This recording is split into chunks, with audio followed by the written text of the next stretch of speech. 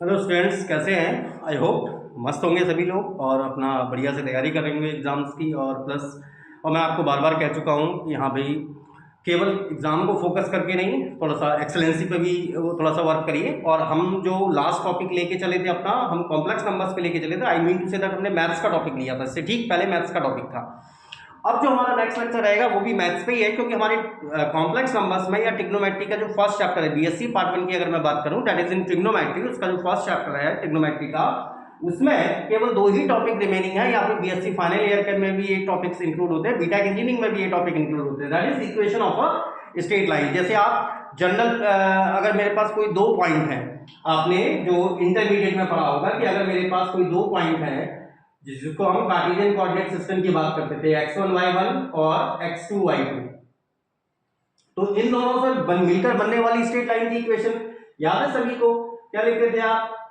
y minus y1 बराबर y2 minus y1, x2 minus x1 और x minus x1। अब ये जो x और ये जो y थे ना, तो यहां लाई करने वाला कोई भी एक रैंडम पॉइंट था। It was a random point lying on that line, ठीक है ना? वो एक लाइन पर लाई करने वाला एक रैंडम पॉइंट था। सेम वही प्रोसेस, एग्जैक्टली वही प्रोसेस, क्योंकि बशर्ते हम ऑर्गेन्ड प्लेन की बात कर रहे हैं, तो ऑर्गेन्ड प्लेन में अगर हम बात कर रहे हैं, तो मान लीजिए ऑर्गेन्ड प्लेन, भाई एक जनरल प्लेन और ऑर्गेन्ड प्लेन में कोई ज्यादा डिफरेंस थोड़ा है। डिफरेंस केवल क्या है?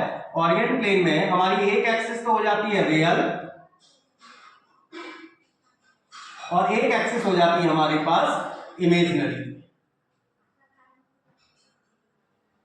ये इमेजिनरी एक्सिस। अब आपसे कह रहा है कि यहां इस प्लेन में अगर कोई भी 2 पॉइंट एग्जिस्ट कर रहे हैं, मान लीजिए हमने मान लिया एक पॉइंट ये है z1 और एक पॉइंट ये है z2, इसको कुछ नाम दे दो, a पॉइंट दे दिया हमने, इसको b पॉइंट दे दिया। अब हमको इस लाइन की, स्ट्रेट लाइन की इक्वेशन निकालनी है जब ये ऑर्गेन्ड प्लेन में लाई कर रहा है। मतलब ये एक्सिस तो x एक्सिस ही है, लेकिन ये रियल एक्सिस है।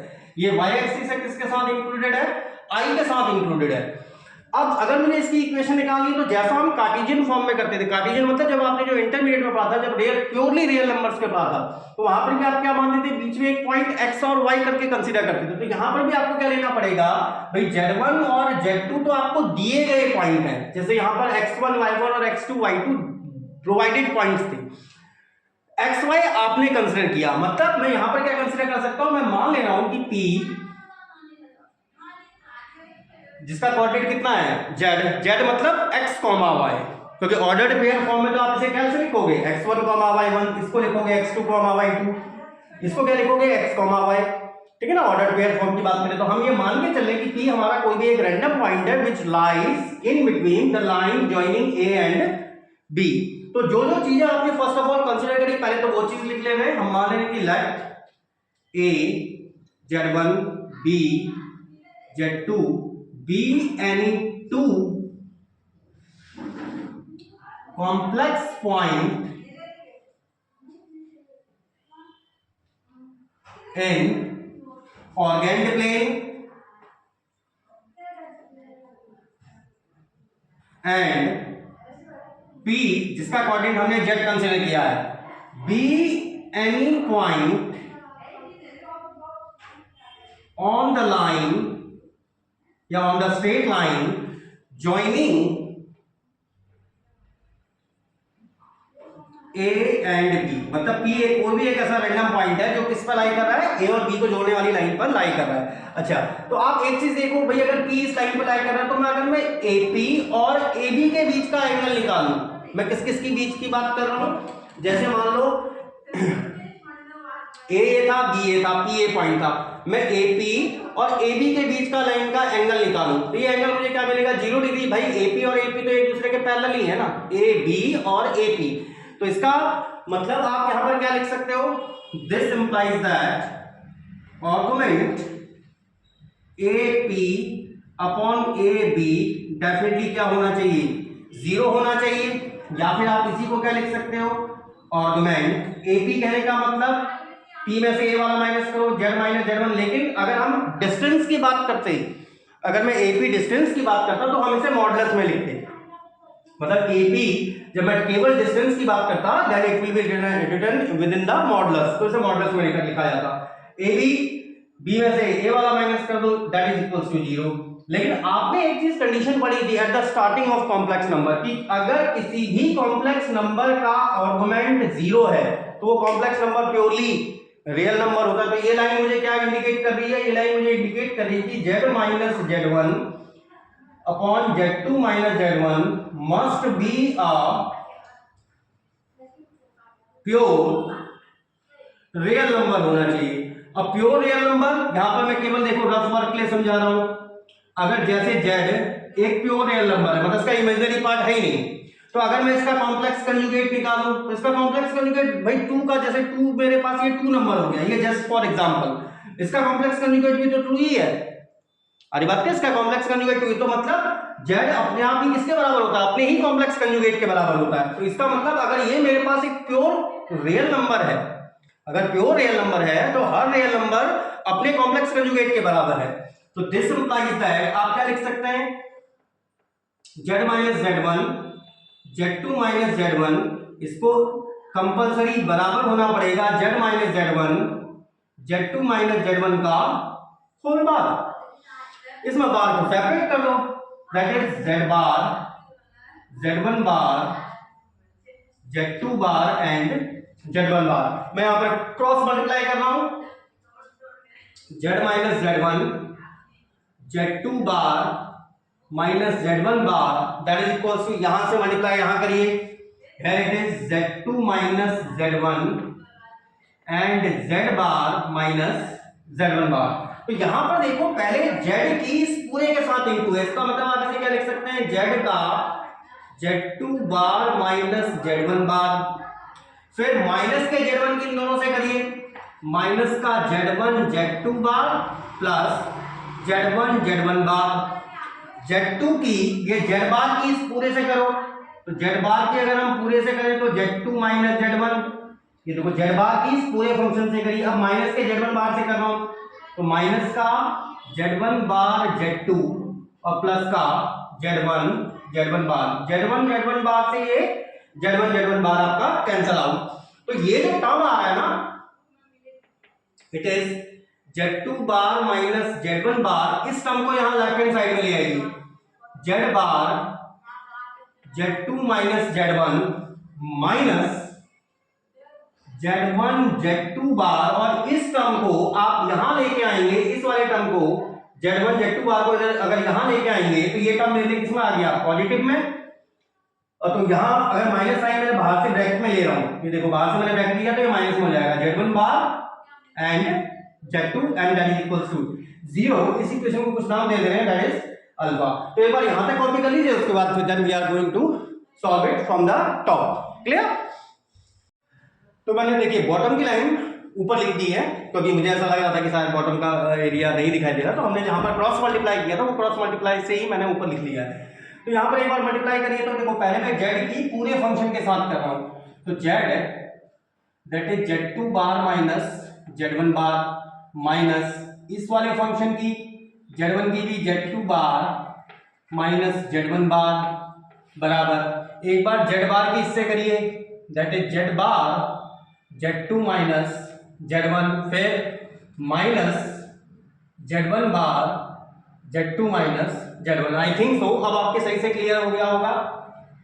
तो z2 बार माइनस z1 बार, इसको आप क्या लिख सकते हैं, z1 z2 का bar plus z1 bar, it is z bar z2 minus z1 minus z1 bar z2 plus z1 bar and z1। ये तो मॉड ऑफ z1 का स्क्वायर हो जाएगा, वो टर्म तो मेरा कैंसिल हो गया। यहां पर मेरी क्या आ गई, z2 बार माइनस z1 बार, इस टर्म को यहां लेके आ रहे हैं, माइनस का z bar z2 minus z1, ये टर्म प्लस में आ गया, z1 bar z2 minus z2 bar and that is equals to 0। अभी हमारे पास ये फाइनल इक्वेशन नहीं आई, इसको हमको थोड़ा सा रिड्यूस फॉर्म में लाना है। तो इसको रिड्यूस फॉर्म में लाने के मैं यहां पर क्या कर दे रहा हूं, मल्टीप्लाइंग बाय i, मल्टीप्लाइंग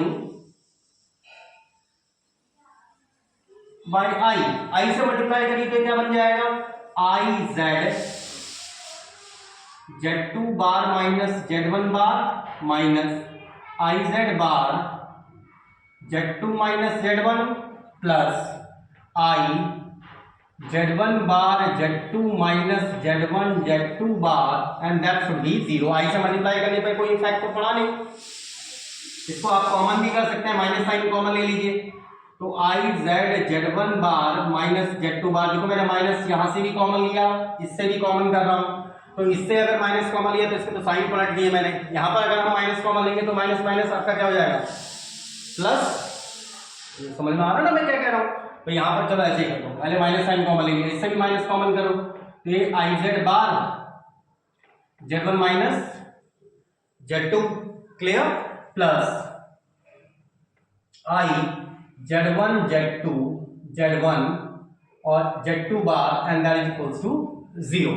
इसी वैल्यू को आप चाहे तो ऐसा भी लिख सकते हैं, I Z Z1 bar minus Z2 bar minus I Z bar Z1 minus Z2 minus I Z1 bar Z2 minus Z1 Z2 bar and that should be 0। अब यहां पर देखिए हम इसमें वैल्यूज को कुछ कंसीडर अगर कर लें, मैं अगर वैल्यूज को कुछ कंसीडर कर लूं, मैं अगर मान लूं कि लेट, अब यहां पर थोड़ा सा इस चीज को समझ के चलिएगा कि मैं यहां पर हम किस तरह से या हम वैल्यूज को किस तरह से कंसीडर लेके चल रहे हैं। मैं मान ले रहा हूं कि I Z1 bar minus Z2 बार ये A है, ये देखो एक ऐसा नंबर है, कॉम्प्लेक्स नंबर है, इसका मतलब दिस इंप्लाइज दैट A बार को आप क्या लिखेंगे, I का बार, Z1 बार का भी बार, दैट इज Z1,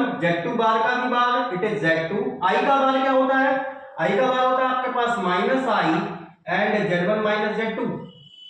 सबको आई समझ में क्लियर? अच्छा second one thing, and Z1 bar जो Z2 ये नंबर है, अगर इस नंबर का कॉम्प्लेक्स निकाल दिया जाए तो इस नंबर का कॉम्प्लेक्स करो, Z1 बार का भी बार, इट मींस Z1 उसके कॉम्प्लेक्स कंजुगेट का भी कॉम्प्लेक्स कंजुगेट Z1 आ जाएगा, जैसे x प्लस IY का कॉम्प्लेक्स कंजुगेट होता है x minus IY, x minus IY का फिर निकालूंगा तो वापस x प्लस IY तो आ जाएगा। तो Z1 बार के बार का भी that is Z1 and Z2 बार। तो आप एक चीज नोटिस करो, जो ये नंबर है ना, ये जो नंबर है ये और ये एक दूसरे के क्या है, कॉम्प्लेक्स कंजुगेट हैं। और किसी भी कॉम्प्लेक्स नंबर में से अगर मैं उसके कॉम्प्लेक्स कंजुगेट को माइनस कर रहा हूं, अगर मैं फॉर एग्जांपल, ये एग्जांपल के तौर पे दे रहा हूं मैं कि अगर मैं कोई भी, जैसे मेरे पास कोई भी कॉम्प्लेक्स नंबर होता है, अगर इसका कॉम्प्लेक्स कंजुगेट Z बार है, जैसे इसका कॉम्प्लेक्स कंजुगेट ये आया, अगर मैं इसका कॉम्प्लेक्स कंजुगेट ये होगा, अगर किसी नंबर से उसके कॉम्प्लेक्स कंजुगेट को आप माइनस कर दें, इसमें से अगर ये माइनस कर दूं मैं, तो आपके पास क्या वैल्यू बचेगी, ये 2i इमेजिनरी वैल्यू तो बचेगी, एक प्योर इमेजिनरी वैल्यू बचेगी। क्लियर? तो यहां पर एक चीज नोटिस करो, देखो ये जो सारा फंक्शन था I Z1 bar minus Z2 bar, I Z1 bar minus Z2 बार, ये तो क्या बन गया AZ, फिर ये माइनस का I Z1 minus Z2, minus का I Z1 माइनस Z2 क्या है, इट इज A बार, ये सारा फंक्शन दैट इज A बार, और साथ में आपके साथ में क्या लग रहा है, Z बार माइनस I, ये वाला नंबर, भाई नंबर में से उसके कॉम्प्लेक्स कंजुगेट को आपने सब्ट्रैक्ट किया, तो ये कैसा नंबर है, प्योर इमेजिनरी नंबर,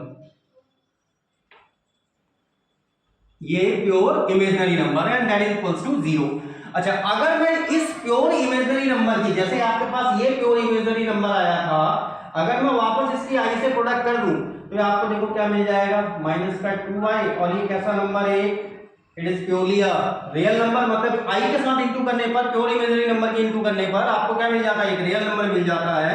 तो आप इसे क्या लिख सकते हैं, A बार Z बार और प्लस C इक्वल्स टू 0, और जहां पर C, वेयर C आपका किसके बराबर है, C मेरा बराबर है I, और जो ये प्योर इमेजिनरी नंबर था माइनस का I के साथ ही ले लीजिए, Z1 bar Z2 minus Z1 and Z2 बार, और यही कहलाती है आपकी this equation is required equation of straight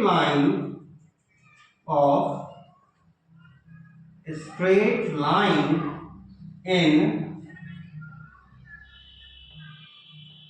complex plane. तो आई होप सो आपके सही से क्लियर हुआ होगा। उसके बाद भी कोई कंफ्यूजन है तो यार definitely you can ask me. तो इसके बाद हमारा लास्ट टॉपिक रह जाता है, that is equation of circle with in organic plane. ठीक है ना, तो एक बार इसको कॉपी कर लीजिए, then after we are going to start the equation of circle.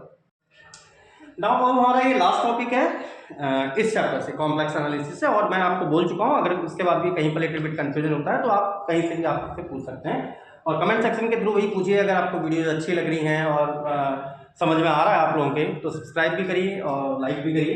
तो हमारा देखिए, जो हमारा नेक्स्ट टॉपिक था that is equation of circle. Equation of circle को फाइंड आउट करना। ठीक है, ये तो हमने रैंडम एक सर्कल कोई भी जनरेट कर दिया, या फिर मैंने क्वेश्चन की फॉर्म में जिस तरह से एग्जाम में पूछा गया है, एग्जाम में किस तरह से पूछा गया है कि prove that equation of circle in complex plane, की कॉम्प्लेक्स प्लेन में जो सर्कल की इक्वेशन है can be put in the form, तो आप किस फॉर्म में पुटअप कर सकते हैं, Z bar plus Z bar plus B bar Z plus C equals to 0, where C is purely a real number, जहां सी में क्या है, एक रियल है and B is a complex constant. तो हमने क्या कंसीडर किया, हमने एक ऑर्गेनिक प्लेन कंसीडर कर लिया, वेयर हमारी एक एक्सिस तो रियल हो गई, एक एक्सिस हो गई इमेजिनरी। मैं मान ले रहा हूं उसका सेंटर सी है, तो सेंटर सी है, अगर इसका मान लो कोई डेफिनेटली इसका कुछ ना कुछ कॉम्प्लेक्स नंबर तो होगा।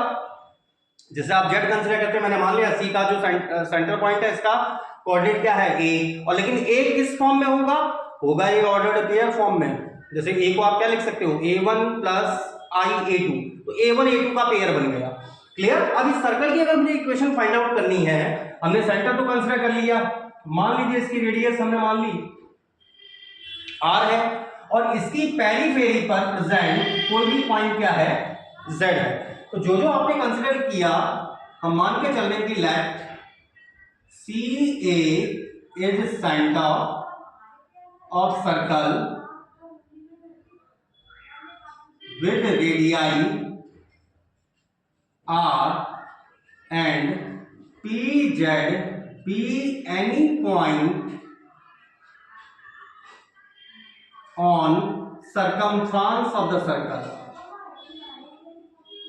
circumference of the circle. और मैंने क्यों माना, क्यों, क्योंकि देखो स्ट्रेट लाइन की जब हम इक्वेशन निकाले तो हमने स्ट्रेट लाइन पे एक पॉइंट कंसीडर किया था ना। अब मैं सर्कल की इक्वेशन निकाल रहा हूं, जैसे ऑर्डिनरी फॉर्म में भी आप सर्कल की इक्वेशन किस तरह से, अगर आपको सेंटर दे दिया जाए, सेंटर आपको दे दिया कि भाई ए और बी है, रेडियस आर है, इस सर्कल की इक्वेशन बताओ, तो आप कैसे निकालते थे भाई, इसके पेरीफेरी पर एक पॉइंट ले लिया एक्स वाई, डिस्टेंस फार्मूला लगा दो, x माइनस ए का whole square plus y minus B का whole square that is R square, जो that is equals to R, जो कि एक सर्कल की इक्वेशन है। तो आपको एक पॉइंट यहां भी चुनाव करना पड़ता था।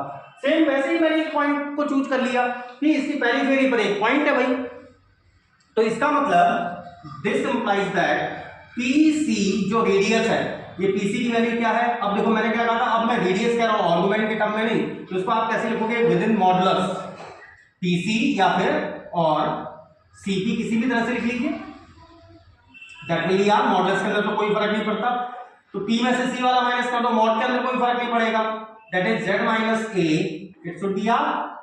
या फिर इसी को आप क्या लिख सकते हैं, का whole square, it should be R square.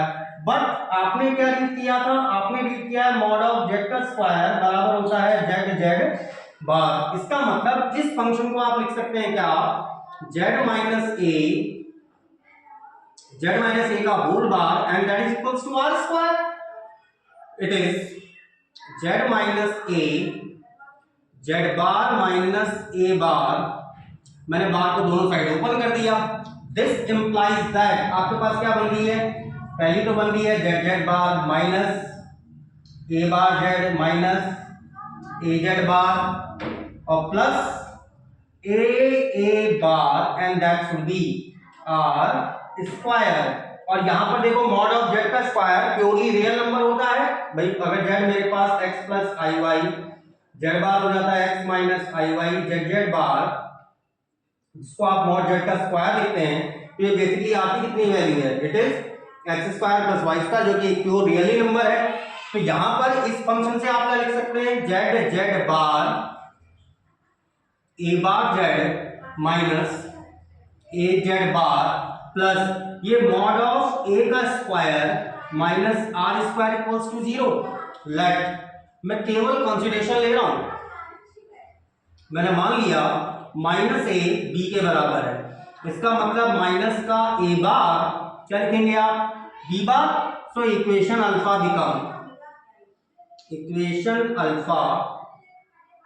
Become एक वैल्यू और ले लीजिए। ये देखो पूरी तरह से कांस्टेंट आ रहा है ना, ये एक रियल नंबर है, आगे रेडियस कुछ ना कुछ आपको दी गई होगी, एंड इसको भी कुछ कांस्टेंट कंसीडर कर लीजिए, R square minus A square minus R square equals to C से, एंड इट इज फॉर का।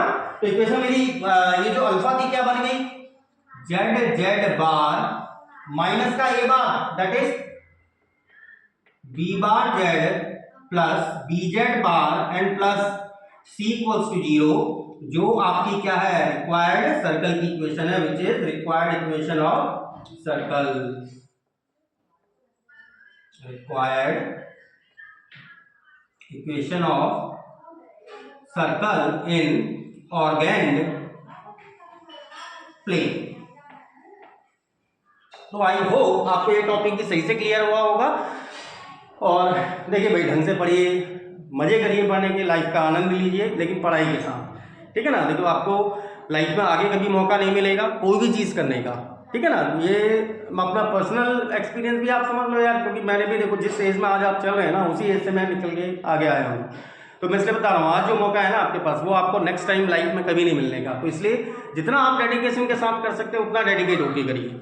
और हाँ, I am always be there to resolve your problems. मैं हमेशा आपके साथ हूँ आपकी प्रॉब्लम्स को रिजॉल्व करने के लिए। और लाइक शेयर एंड सब्सक्राइब करिए, खुश रहिए, मस्त रहिए, जम के पढ़ाई करिए। Till then good bye.